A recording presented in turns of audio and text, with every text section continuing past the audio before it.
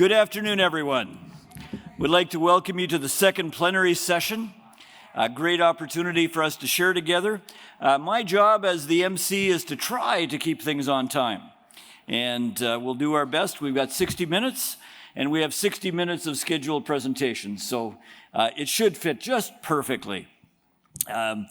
What we'll do is, if we have an opportunity for questions at the end, we'll use that, but we will roll right along. I will not be making long introductions for the speakers, not that they don't deserve it, because they certainly do, but there's information on their biographies that's available to you on their website, and you can or on the GHEX website, and you can certainly look at those and review them and then be able to talk to them later. But let's jump into it. Our topic here is continuing with the proof that home education works, more research, more testimony, and I know more enthusiasm, because that's what we've been seeing throughout the day so far, is that enthusiasm and that dedication. And I just want to thank all of our speakers for their preparation, for their investment in time and energy in preparing and in coming here. To start us off, my good friend and colleague, Deborah Bell. Dr. Bell comes to us from the United States, from the state of Pennsylvania. Deborah is involved as the vice chair of the Global Home Education Exchange Council and heads the research committee, but also, and more importantly, I think, a homeschool mom and a homeschool grandmother. And Deborah, look forward to your sharing about homeschool research and the network that I know that you have poured your passion into creating and managing. So, Deborah, welcome here. Thank you very much, Gerald. Yeah, it's the homeschool grandma part that I want to lead with. That is really one of the rich, unexpected blessings that God has had for me in this journey with this community. It has really been quite an honor for me to serve as the chair of the research track and the research committee on the Global Home Education Exchange. And I just want to take a minute to talk about the scholars who are with us here this weekend. I want to thank them for their sacrifice in studying us, for taking an interest in us, and for helping us to tell our story to the world. And you need to think about the fact that these scholars, 25, 26 scholars who have joined us for our conference, have come at considerable cost personally to themselves to travel here. Most of them were not fully funded in order to come and join us. And also take all the time that they are setting aside to be away from their families. Though some of them have brought their families with them, but most are here on their own. So I want to encourage you to reach out and get to know them. They are very curious intellectuals who want to understand us better. We're not an easy population to study or to sample. So it takes some kind of, sacrifice and commitment in order to choose home education as a research agenda. Part of what we're trying to accomplish here through the research track and our ongoing work on the research committee is to connect these scholars with one another. And to have the benefit of meeting each other face to face and having the opportunity to discuss their research and to look for ways in which they can collaborate and perhaps gain greater insight into their own research, into their population in their countries. I think I have them all, I hope so. We have scholars with us from Poland, Israel, Kenya, Uganda, Portugal, France, UK, very well represented, Bolivia, Canada, US, Germany, Hong Kong, Ireland, and Brazil this weekend.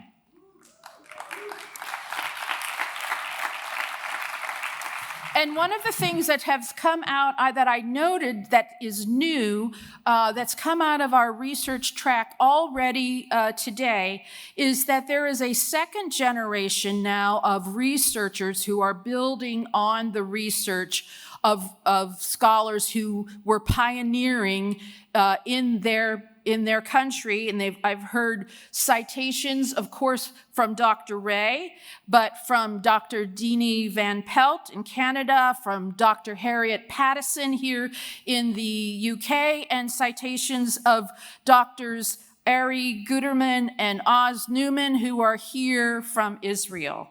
So I want to thank them for their pioneering work and also for the excitement of seeing new upcoming emerging scholars join us. So at this time, I'd like to ask if there's any researchers who are participating in the research track, if you would please stand so that we can welcome you and recognize your work. Thank you. Thank you. Thank you very much.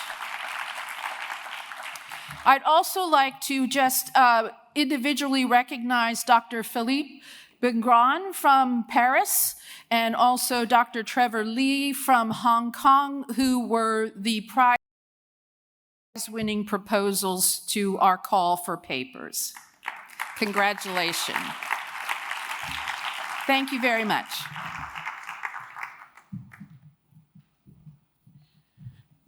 Deborah, thank you. Your leadership in encouraging, fostering, developing, cheerleading, coaching the development of research and rigorous research in home education is so valuable and so much appreciated. Deborah, thank you.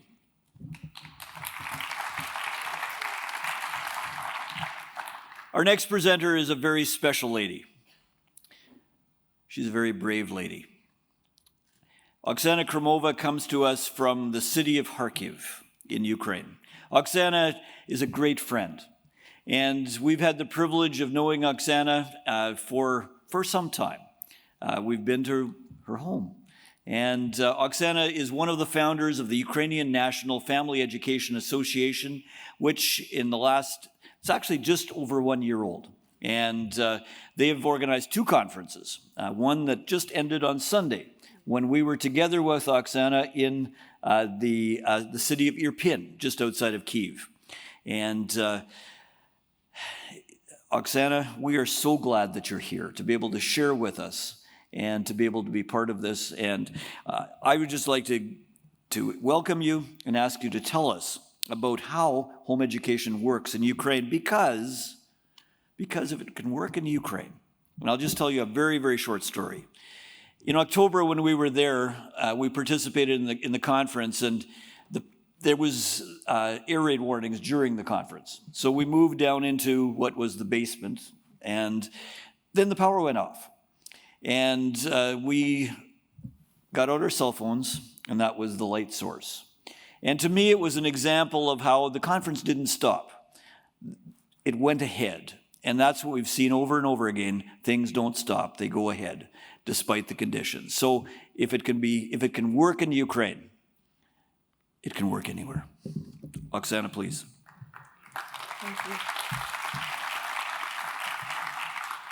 So on my first speech, I cried. On my second speech, my presentation didn't work. And this is my third speech, which I didn't know about. And as Gerald has just shared, I would like to just lead my torch just to support Ukrainians who homeschool without electricity right now. So I'm a mother of 3 children. Thank you. I'm a mother of 3 children, and why homeschooling is possible in any circumstances. So I started when everything was fine. But then when lockdown came in our country, all the regular parents were just in shock. They didn't know what to do, and we were just doing what we've been doing all the time. When the war began, we had to evacuate to Romania, and I did my best to continue my home education with my children, even if I had only a few books left with me, and I had my Kindle too, so it was like a huge library with me, but at some point my children just broke that. So yeah, I've already shared that we lived in the UK in evacuation for 15 months, and it was a really nice time for us. As Gerald mentioned, I'm from Kharkiv, and Kharkiv is one of the it's the second biggest city in Ukraine, and it is one of the most dangerous places to live right now, because not only blackouts or air alert, almost every day we hear explosions, and this is our reality.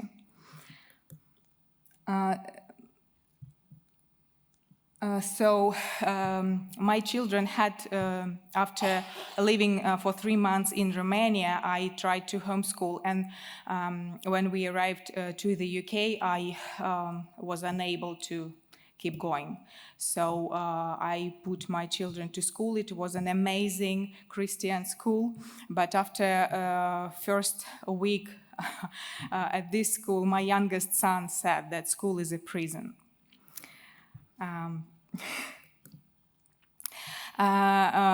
These are my kids at the shelter during air alert, and they just keep going. After returning back home, I just decided that we want to homeschool because the only available opportunity in my area is to have distance learning, but it's impossible when you don't have access to the internet for a few hours, and sometimes you even don't know when the electricity will be off. So at the shelter, you can see that my kids are reading, making crafts, having a snack, making music, or sleeping, because air alerts happen during our morning time, daytime, or even nighttime.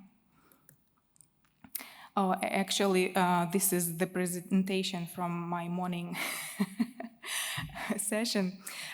So yes, homeschooling is a great ally and friend for homeschooling families in war zone, as we are able to be flexible. We are able to have our lessons on readings whenever we are ready to do that. So thank you very much.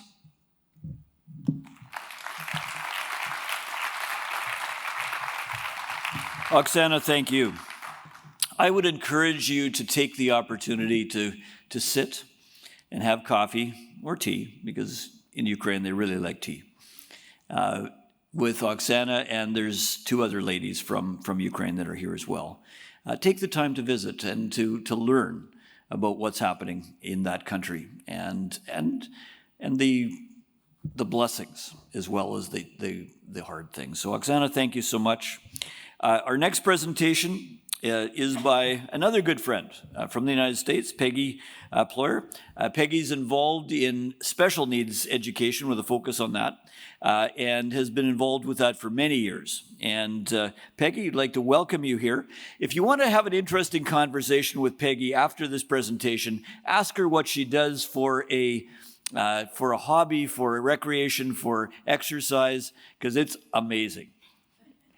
And there's other things she does, like camping as well, and a lot of that. But Peggy, welcome here as you speak to us about home education working for exceptional needs. Thank you, Gerald. I've got limited time, so we're going to go through this quick. I am going to talk about just how this works and why it works.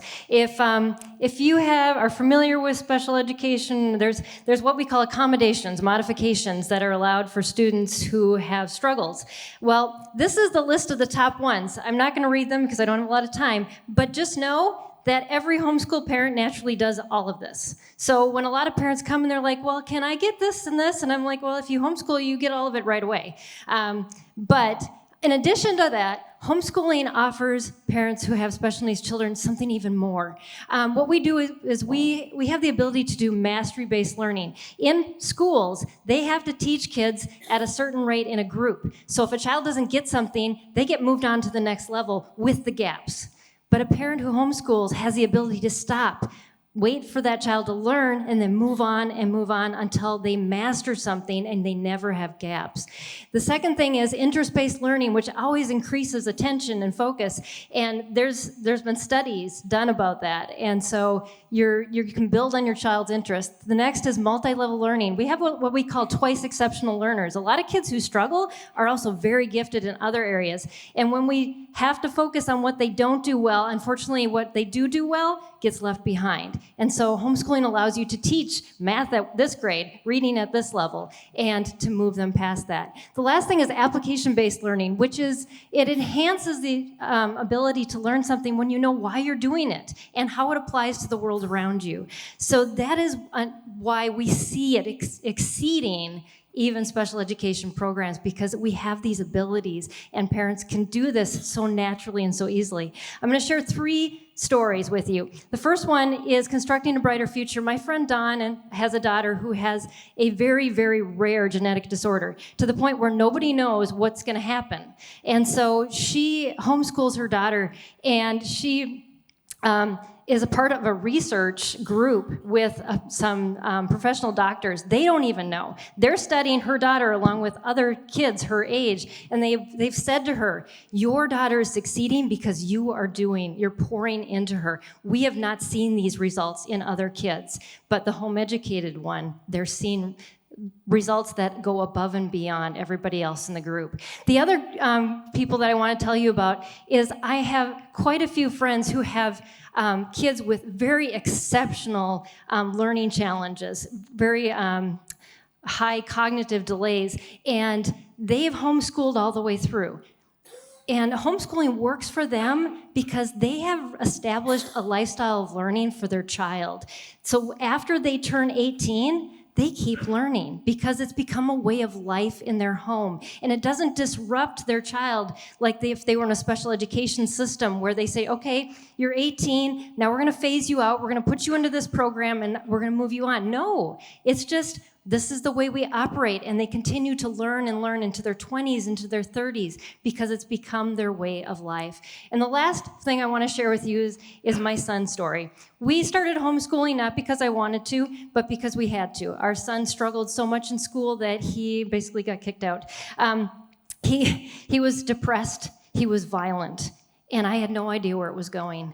But at 17, he graduated from high school. In our homeschool, he got a welding certificate. Then he went to college. He graduated with honors with a biomedical engineering degree. He now is a biomedical engineer. He works with physicians all around the world to create plates that go into people's skulls and their jaws so that they can have a better way of life.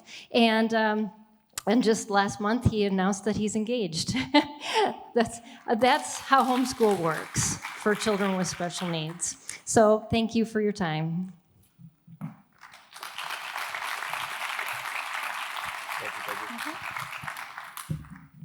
Peggy, thank you so much. You know, this is a hard job because I would like to have everybody speak for at least half an hour or 45 minutes and maybe even longer, but I have a list, so I have to keep going through it. Our next speaker is Dr. Harriett Pattison. Dr. Pattison is a researcher, and she'll be talking to us about how British research demonstrates that home education works, and she comes eminently qualified because she's been working on this for 20 plus years and is a senior researcher specializing in home education. Dr. Pattison, welcome here. Thank you. Thank you very much. Hi, everybody. I hope you're having a great conference. I know I am. Thank you for the opportunity to talk about British research and home education. The good news, start with the good news, is there is an upward trend now in British universities. I know when Roland Mean, who was one of the pioneers in this country of home education and particularly research into home education, he was a professor at the University of Birmingham, and he basically gave up the job because he met so much resistance to the subject in the faculty. And even when I did my PhD, I remember Alan Thomas saying to me, do this if you're interested in it, but don't expect a job at the end of it. This is not a career move to be researching home education. And I think now there are a number of academic staff in British universities whose specialism is home education. And there are also people who are not specialists in home education, but whose work in other areas touches on home education. And we're seeing more people getting involved, which I think is a really, really positive move. A major contribution to our research comes from doctoral candidates and master's students doing research projects. And that's a very important mainstay. It's also kind of a bit structural because PhD students, for example, come in and they've got an enthusiasm and something that they want to follow up, and they're deciding they have a free playing field. As long as they can find somebody to supervise them, they have a free playing field about what they do. Academic staff have different pressures on them, and sometimes it's a case of what is political to do, or what is it possible to do, rather than what do I want to do. The problem with it, as I see, is that quite a lot of research actually gets lost. Master's dissertations, PhD theses, if the candidate doesn't go on and publish directly from them, sure, they're available, but nobody really knows that they're there if you're not on the inside academic track. There are some moves to rectify that, including trying to create hubs where this research can be gathered together and where it would be possible to access by people like yourselves. People outside academia who are interested in it can go and see what's there, what's available, and access it. It's a colossal piece of work, and it's just beginning now to do that, but I think it's an important move for us. One of the other difficulties, perennial difficulties that we face is funding. Home education is generally not seen as being a subject it's one of those funny ones, really. It is of political importance, and that there have been moves to change the law in this country, and the questions about it are not resolved. There are big political questions about home education, and yet not much funding comes this way to look into the issues.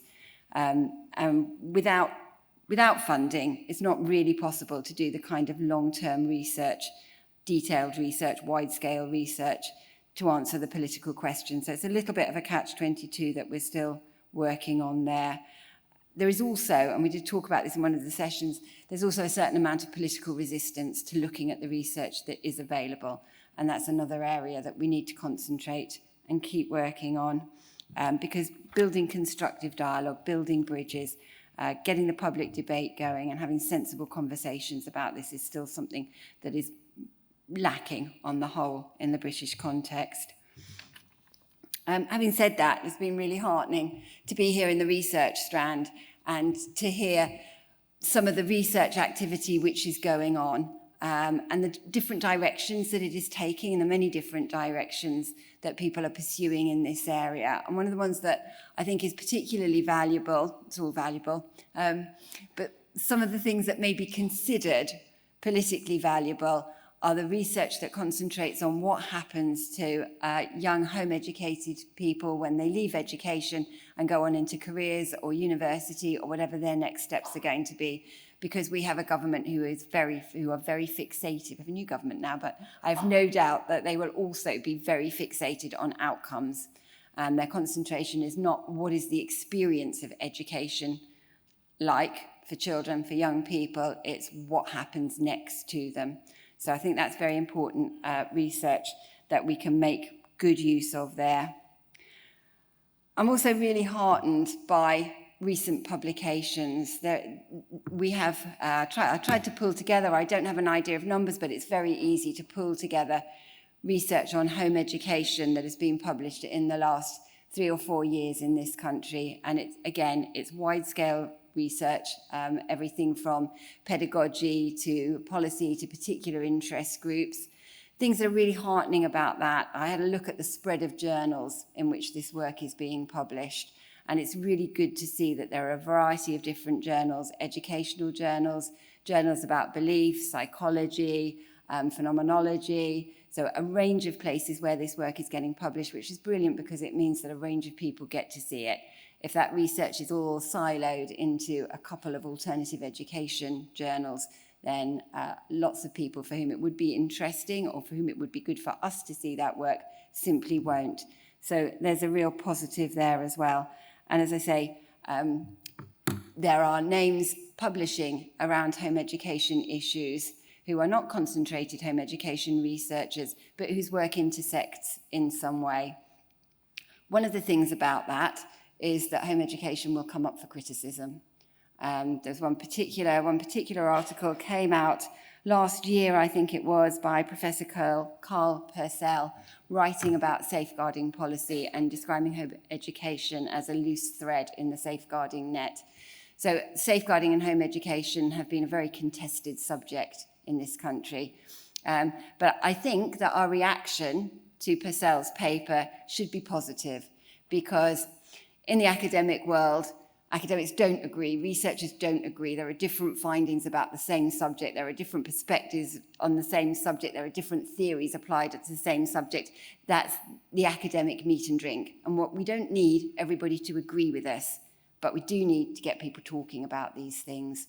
So I think in that case, seeing papers like that, having them out there in the open, being able to use them, to talk to them, to take them to politicians and say, you know, this guy is saying such and such, but look at his research methodology, or look at the theoretical framework in which he's put this.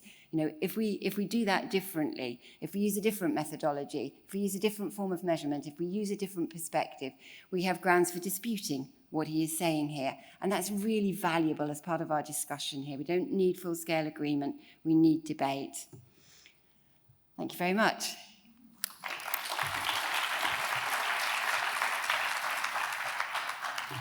Dr. Pattison, thank you so much, and we just so much appreciate and embrace the hard work, the dedication, the rigor that researchers are applying to us as a movement, and we value that because it has such value and an importance in being able to advance the home education choice and freedom around the world. Our next speaker, Leigh Bortins. Leigh is a pioneer. Leigh has been the founder and author of the Curriculum Classical Conversations, which is I think the largest homeschool organization support in the world, with over 45,000 families across the United States and over 30 countries. The work that Leigh undertook in the 1990s, 1997 when it started, has laid a foundation for so many families to be able to experience the joy of home education in community. And we so much appreciate Leigh. She's not only a founder and an author, but she is a homeschool mom of 4 and a homeschool grandma of 3, 4 now? I think they're all here. 3 of them are here, okay. So they're here as a family, and it really, I think, exemplifies home education and doing things as a family, both in the teaching, but also in the business and support world. So Leigh, thank you so much for your sponsorship of this conference, for Classical Conversations, foundational support over the years. It's been really special and really important, and we just recognize and thank you for that. But welcome here. Yeah, And I just want to share how special it is to be here at the fourth conference, because we were at all 4 of them, and to see old friends, to see new friends made during Zoom, and actually touch you and smell you and use all 5 of our senses while we're with you, as well as meeting new friends. And I really look forward to spending time with people I haven't met yet tomorrow. That's the purpose of being here, is just to connect with one another.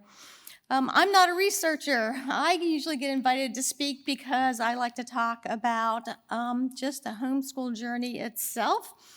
And I want to share with you why I think home education works. And I can sum it up in one word: mothers.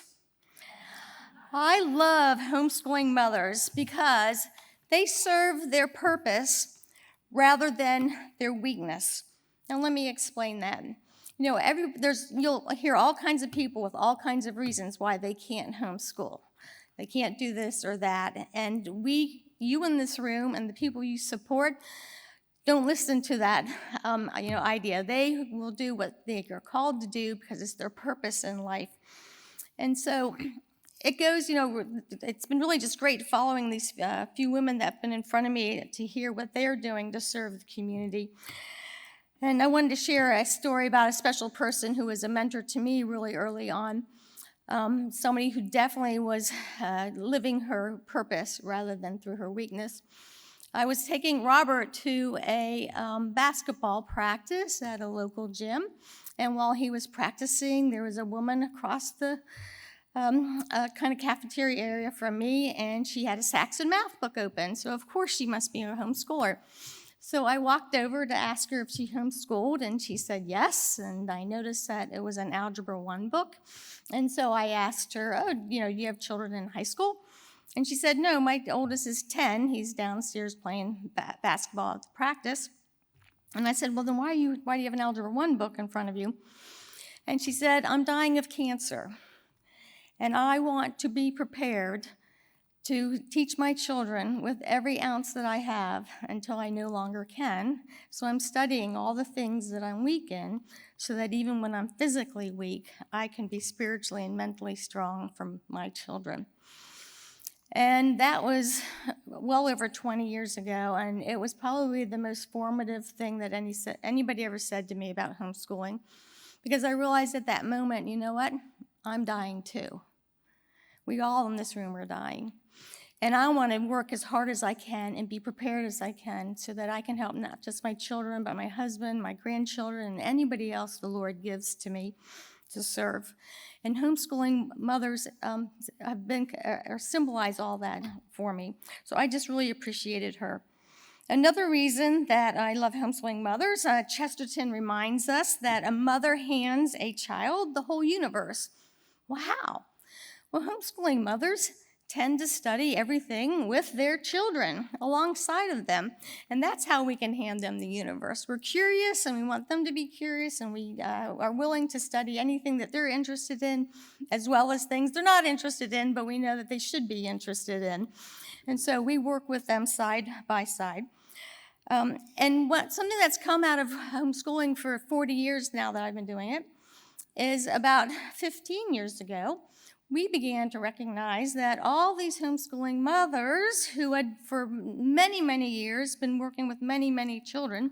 Think about the average homeschool mother. If we have average between 3 and 4 children, and you homeschool them about 18 years, and they're born within like an 8-year period, we do this for 30 years. And we're teaching reading, writing, arithmetic, Latin, physics, chemistry, all the sciences, all the things that we are teaching. And we started to notice that these mamas were really smart, and they had done work that nobody else was willing to do. And we felt like, okay, the world needs to have a way to be blessed even more by them, because homeschoolers began to empty nest. We'd been around for a couple of generations. So we started with Southeastern University a master's program in classical studies, and we designed it in such a way that as you were teaching your own children the high school subjects, you could submit that coursework along with a little bit extra and get your master's while you were teaching your own children. Because most homeschooling parents are working at really rigorous academics at a level that is above college level.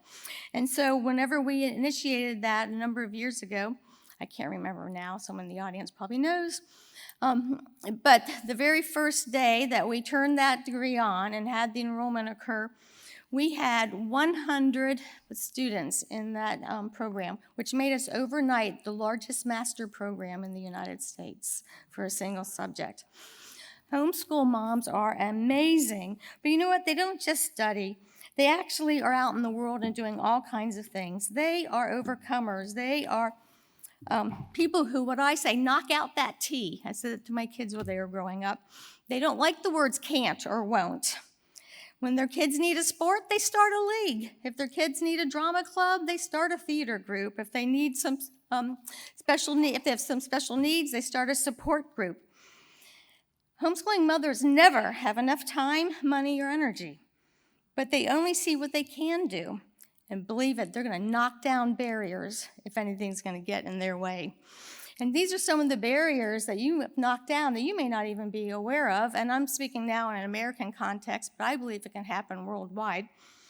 Think about it in the United States. Since the 1980s, along with HSLDA and the homeschool support groups, we've defanged compulsory education. Every state still has those laws, but nobody needs to comply with them. We've changed the university admissions process. You know, it used to be, yeah, you homeschoolers, you just give A's to, in every subject. Your kids are lazy, they're not socialized, blah, blah, blah, blah, blah. Well, that has been changed. And so now, to the point where every university in the United States has actually homeschool admissions process and even departments because they want our children and are recruiting them. And we have homeschool scholarships being offered at universities across the United States. They want to have our children. And one of the things I'm personally most proud of, because I feel like classical conversations in the classical schools and homeschools did this over the last 30 years, is when we started classical conversations in '97, universities would not take Latin as a high school subject on transcripts because it wasn't a spoken language. Now every university and college in the United States will take your Latin credits. So we classicalists made it so that that's one more thing that got changed in the admissions department. So on Monday, when you wake up and you're like, why do I have to do Latin again with these kids? Why do they fight me on algebra? Why do they fight me on, whatever it is? Remember, you're doing this for the body of Christ, for the greater community that you live in, and so that your country can actually be a place where it's worth living. Homeschooling mothers don't really appreciate how much they are important to the greater culture around them. And so I also want to end with one more thing about homeschooling and why I know it works. And this deals more with the purpose of lifelong learning, because very few homeschoolers stop learning, right? That's one of the things they're noted as adults. They just keep on learning. And so there's been conversations here about laws and standards and, what makes a homeschool and what doesn't, and, where should people intrude, where should the government participate, and what should be their role. And what's unfortunate is those kind of questions are usually because they think you bring school home. And that is not what homeschooling is. That is not what home education is. So I'd like to end with a definition of what I think home education is. See, I don't know the future. I don't think any of you do either. I'm very fortunate, though, that I know the one who does, and we rest in him. But I don't know if my children are going to be rich or poor. They're going to live in sickness or in health. They're going to live in wartime, like our Oksana here and her family, or peace. I don't know if they're going to live in freedom or oppression. But in any circumstance, I must help them know how to even to rebuild, and like we classicalists have done throughout the globe, to rebuild classical education. So for me, homeschooling is this. As my husband and I build our marriage, our family, our home, our neighbors, our businesses, our governments, and our churches, we do so with our children around our feet. That, to me, is home education. I know home education works because I see mothers all over this globe running construction companies. Thank you for building your families.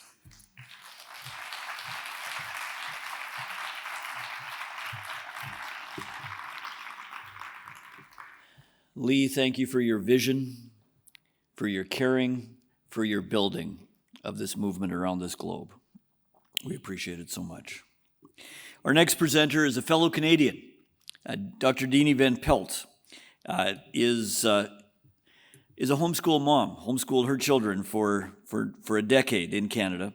And she's a researcher. She's currently, as we speak, a scholar in residence at the Charlotte Mason Studies at the University of Cumbria here in UK. Dr. Van Pelt has undertaken numerous studies, the largest study that's ever been done in Canada on home education, and has been so valuable in the support and the work that she's done, and a great friend, part of a number of very significant think tanks and policy institutes in Canada, and but overall, a homeschool mom that cares, that's interested, and a great friend. Dr. Van Pelt, welcome here. Look forward to your comments. Thank you so much, Gerald. Home education works with Charlotte Mason.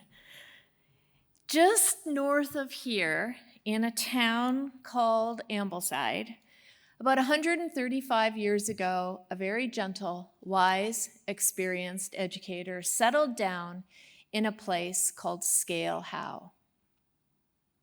And from that place, she stimulated a global movement that is quietly spreading to every country across this world. She honored parents and students in the educational process in new and profound ways, ways that had never been done before. She recognized the importance of place and of the divine in a child's education. And extremely radical for her day, she recognized the child as a person. Charlotte Mason recognized that children are persons, they're whole persons. She first advocated this in 1885.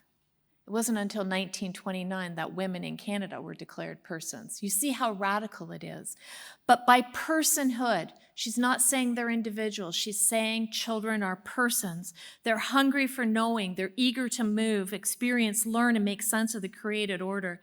Eager for interesting matter that stirs their imagination. As persons, she believed children were born into relationship and born for relationship. They're not isolated, alone, autonomous, self-directing.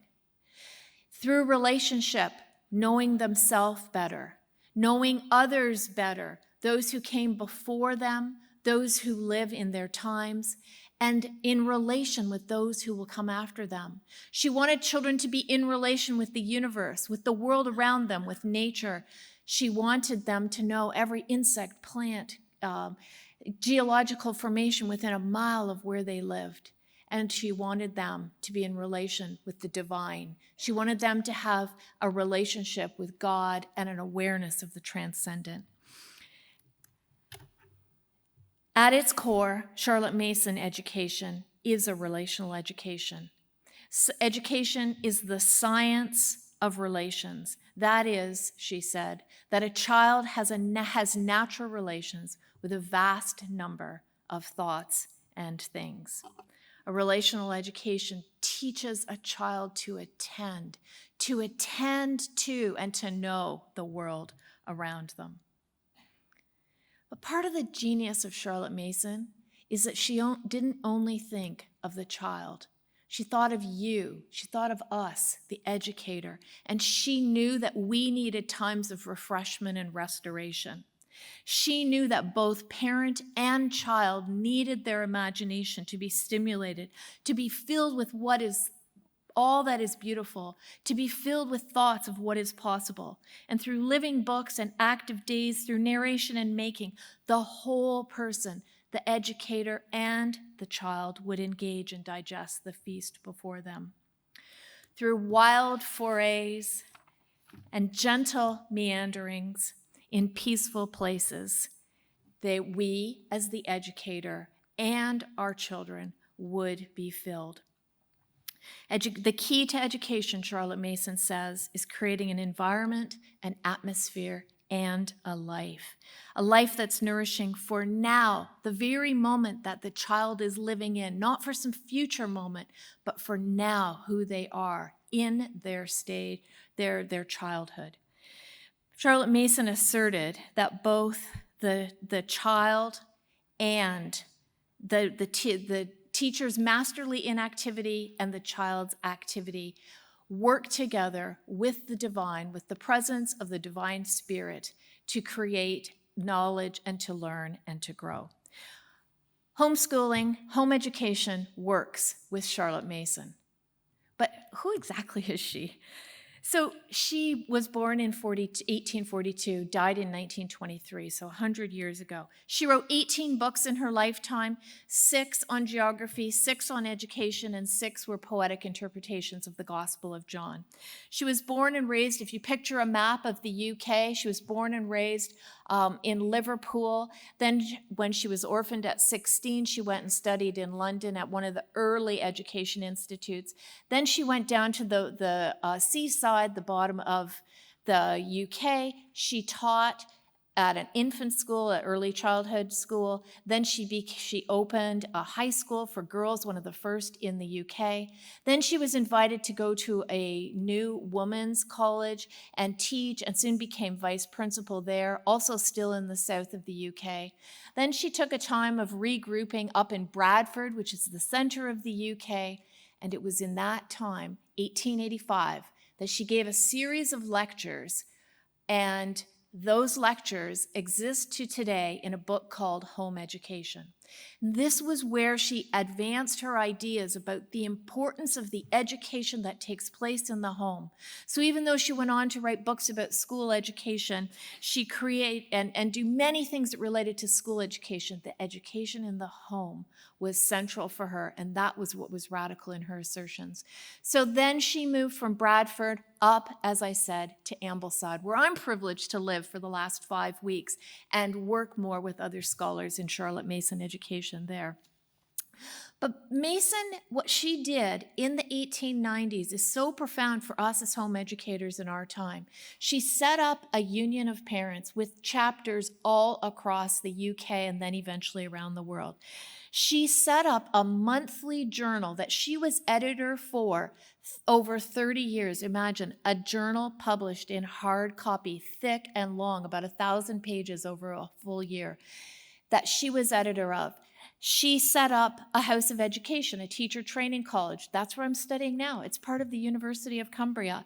And she created a network of schools. What I'm trying to say is she set up institutions. And sometimes by their very nature, homeschooling is very, it comes and it goes. My homeschool lives in the people, in my children. It doesn't exist anymore. But what Mason did, even though she had all these beautiful ideas about home education, she embedded them in institutions and organizations. And that's what I'm so grateful for what you're doing here. That's the need that institutions, organizations can outlast us, and she gave us that. At the Charlotte Mason Institute, we believe that home education works with Charlotte Mason. We take her model very seriously. We have designed a curriculum called the Alvieri Grade 1 to 12. We've got a brand new digital platform that we're embedding those ideas on. We've got levels of training for teachers. We've got conferences. We have we've just been newly accredited to accredit schools. This is Scale How at the university. And we partner with other organizations, including the ARMIT, which is the archive that has Charlotte Mason's works. But perhaps key to all is homeschooling with Charlotte Mason works because you are not alone. You are networked. If you work with the Charlotte Mason Institute, and we're trying to network all of the organizations that do unfold her ideas in various ways, researchers, educators, parents, coming together. You're not alone if you're inspired by her ideas. And I think most interestingly of all, homeschooling, home education with Charlotte Mason works because it's just based on common sense. Well, the personhood of the child we've talked about, but nature literacy is foundational. Focus on citizenship and the formation of the child, leading to strong persons who can contribute to the perpetuation of democracies across our world. The use of literature, living books, poetry, history. In fact, our whole curriculum pivots on history.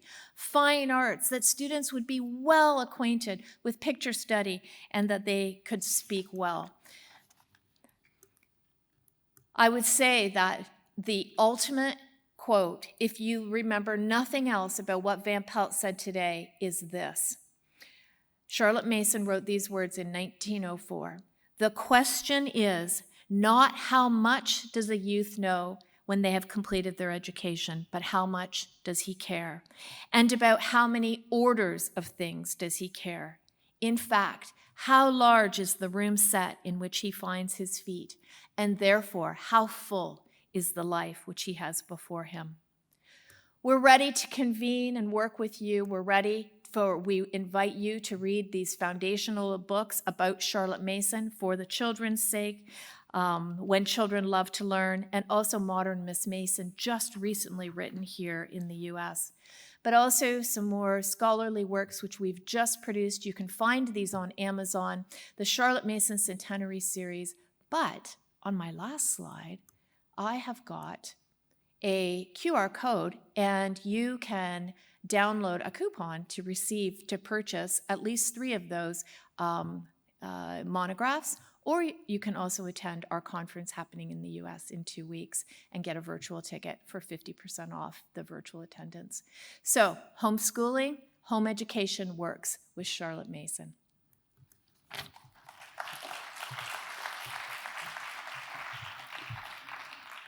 Dr. Van Pelt, Deani, thank you. We appreciate it so much. Our final presentation for this session is a homeschool graduate. Anne Charles is here from the UK, and she says that she is proof that home education works, and she'll be sharing that as a graduate. She, in her bio, says that she's a grown-up home educator and the founder now of 2 not-for-profit organizations. So, Anne, welcome here. Yep, you can grab that mic. Hello, hi. I feel a lot of pressure now to be some sort of poster child for home education, so I'm going to do my best. But yeah, I'm Anne. I'm from the UK.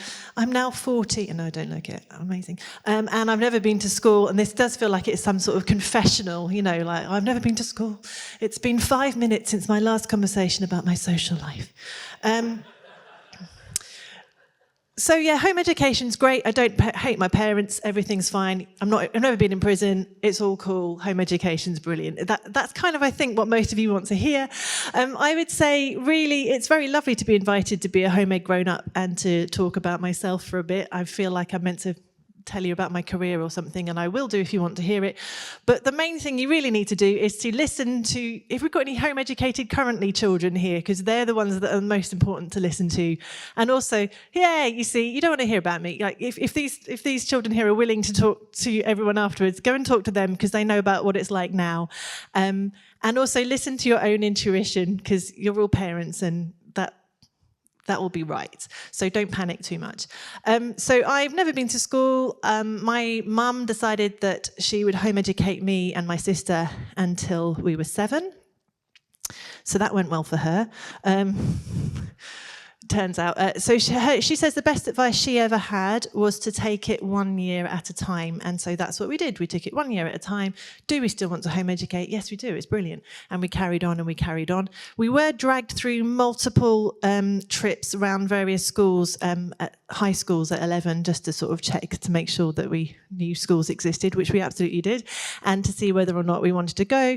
So school was always there as an option. And I think that's a really important thing for everyone. Choice in education is so important. It's really important that every family has the choice about where they educate their children and how they educate their children. And it's also important that your children are able to make choices as they go through. Because if you're choosing to be home educated, that's really empowering and wonderful. And also, if you choose to go to school, you're in a very different position in your mindset if you're in school and you know why you're there and why you're going. So career-wise, I mean, I very much enjoyed my home education. Like a lot of people here, I don't see education as being different from my life. Home education is parenting to me. Family life and community is really important. And I grew up in my community, out and about every day, meeting people of every single age and every single background that you can imagine, which is, I'm sure, the experience for most people here, contrary to all the hilarious rumours we have about being stuck at home in a cupboard and all that kind of stuff. We lived in quite a small house. I don't think there was any room to keep us in a cupboard anyway. So, you know, and then I think the key skills really that you have through home education is a curiosity for life. The ability to follow your own interests and passions is really important, and being able to ask questions. And that certainly moved very strongly into my career. Asking questions. I work in radio. I started off as a radio and online producer, and then I became a broadcast engineer. And those might sound like slightly unusual things to do in a career, but for me, it's all about asking questions. I can ask questions of people to find out why they did something, why a government minister has a particular policy, and I can also ask questions of a machine to find out why it's not working properly. It's all about being curious and asking questions, and I think that's something that anyone who's dealt with any home-educated child will know they're very, very good at indeed. I think for me, there are a few things I'd just like to say. Home education is really important, and it's important that we protect it. And it's important that we don't just protect it for ourselves, because I think a lot of the conversation, it can come over that we only care about the home educating community. And that's not true at all. The reason I'm so passionate about protecting home education and protecting choice is because I think everyone in the world deserves the option to be respected in their beliefs and in their way of life. And so I think when we protect things like home education, we make sure that the government doesn't interfere in it more than is necessary. We're also protecting other minority groups. So I think if that's something that you can take forward in your activism, is to remember that it's not just about protecting your little bit of the world, it's about protecting everybody. And so really investigate your intersectionality and make sure that everything you do is actually protecting everyone around you. So that would be my thing. So yeah, carry on. And I apologise that I am now standing between you and the pub. So I look forward to chatting to you more in person after this. There you are.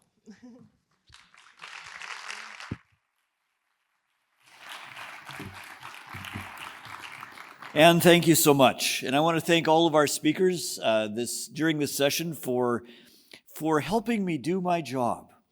We're now at 6:31, which is miraculous to be able to get through this. And thank you for your help in that. And to my good friend Arlo in the front row with the flag.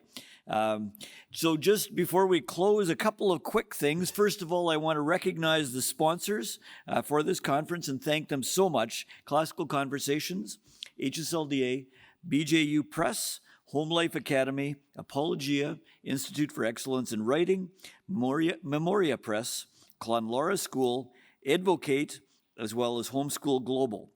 Thank you to all of these, and it's so much appreciated and so much valued. One closing thought. Well, first of all, one closing announcement. For those of you that are looking for something additional for this evening, there is a Facebook Live discussion group with UK people especially, but I think folks from the rest of the world are actually okay with joining. So if you'd like to join that, the group that you need to look for is called the Home Education Action Group on Facebook. So Home Education Action Group, 8 p.m. this evening, if you're interested in joining that. One closing thought to think about before tomorrow morning. Tomorrow morning we'll start again at 8 a.m. But a closing thought is that you're not actually teaching your children. You're actually teaching the teachers of your grandchildren. You're preparing future generations and building a legacy. So think about, it's more than about your children. It's actually about your grandchildren and your great-grandchildren. Have a great evening. We'll see you tomorrow.